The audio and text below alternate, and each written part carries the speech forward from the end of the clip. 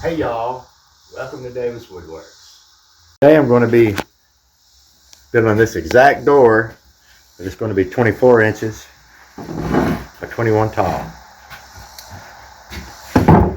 There's my piece of plywood. That's all you need. 2 of these clothesline rollers from Home Depot. 2 nuts, screws, bolts. And I'm going to get all of this. Going to recreate that door at 24 by 21. Later.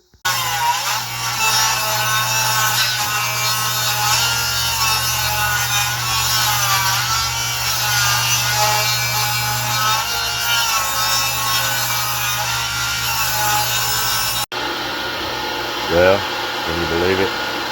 My first video. Yep, hardly made it. I tell y'all, this has been a struggle for me to make this video.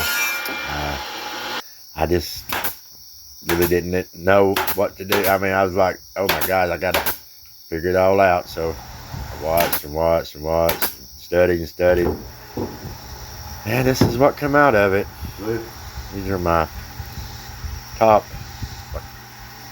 shaker trim pieces. It's going to make this door, give it the shaker, you know, the shaker overall look with the X's, or the X, I mean. Jeez, already. Again, sorry for that the intro there on that glitch. I was trying something I'd never tried before. I hit a button, I thought, well, let me try it, and I can't even figure out how to erase it, but it's okay. Cutting my center X's here. Yep, I got my big chop saw there from Harbor Freight.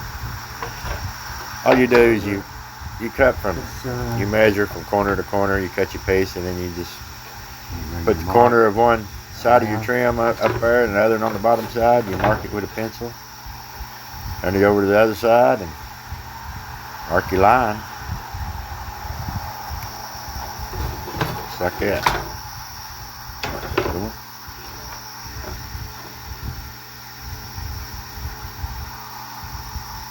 Just like that. Man, I appreciate y'all watching and putting up with my rookie mess, my rookiness, I guess you would say. Here I'm measuring and marking the other one.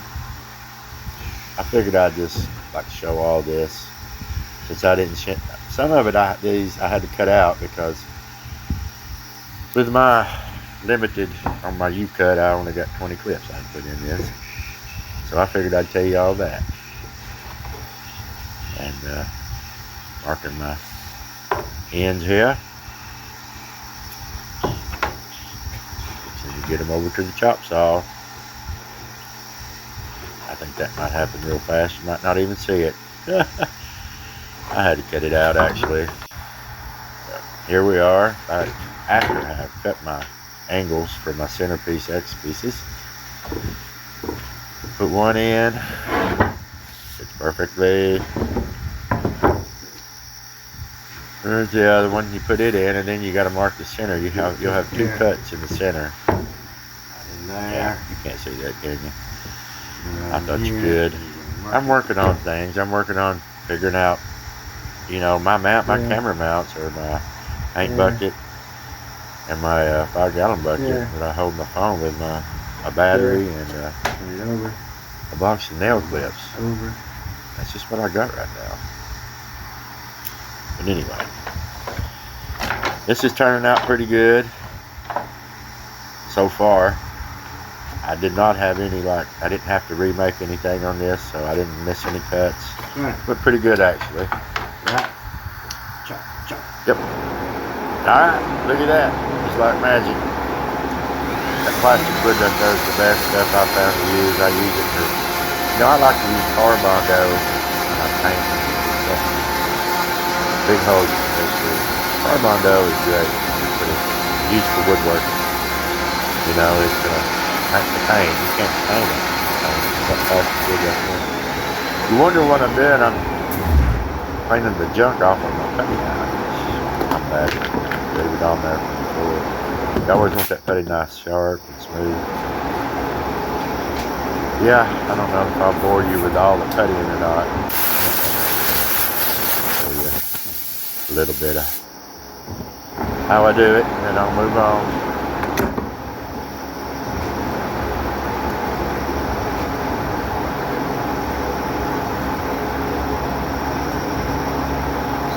Alright, doing these shaky doors. Alright. My final, this will be my final dimensions on my door. A 24 by 21, cutting them down. There you go, you see that? I put those up there in case I messed up talking. And I'm just going to keep talking because just like I do in my other videos, I'm going to do this in one take. I did not do 2 or 3 on this, my voiceover. I'm just doing one. And if it's terrible, I'm sorry, it'll just be terrible. And I'll do better next time. Like I say, all the other videos are just and this is I'm trying to figure out my channel. But I figured this simple door video, I did this all in one day. About a half a day actually. I used the sun and my fan to dry my paint. It was sunny out and hot, so unbelievable. The paint will dry in 5 minutes. So I was able to get this done pretty quickly. Here I'm priming my undercoat, my black. I always do that when I'm distressing. Sometimes I'll put gray in there.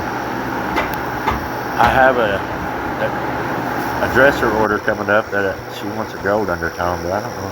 We'll see how that works out. Over under black. That'll be a cool thing. Look at that. That's almost like a cow finish there. Alright. On to the hardware.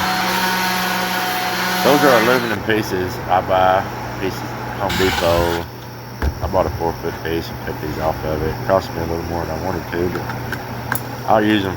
I haven't made these in forever. I'll use it somewhere down the line. I thought about putting metal exits over reclaimed wood. That would look good, right? The wood I'm actually working on top of there. I laid one down and I thought, man, it looks good. Anyway. Man, this right here is a pain in the arse. A-R-S-E. This is the hardest part of the whole job, but I didn't want to show you all that. That took me about 30 minutes getting that metal out. It's not easy. That's why I don't do these no more. This was a special order for a customer that ordered from me 4 years ago. I built the huts for them. And for some reason, you know, it was like a, I don't know, 54-inch huts long. My 2 doors were like, I think like 18 inches or something, but there was a 24-inch gap so you could open one, you know, or the other in the middle. And they wanted something to put in that gap. I said, well, you're not going to be able to roll your door. It's just going to sit there. Yeah, we know. We just want to cover up the inside. I said, oh, why don't I just do hinge door? Well, never. Don't ever argue with a customer. Don't give them too many options. You'll be overwhelmed yourself. Go with what they want. Here I'm measuring the same height as the other door that I'm building this to match to. 3 1/4 was that measurement. Simple, easy peasy. That's the back. They're all just stretched out. And the front. You know. I didn't get to show you the sanding. Y'all come back now. You hear?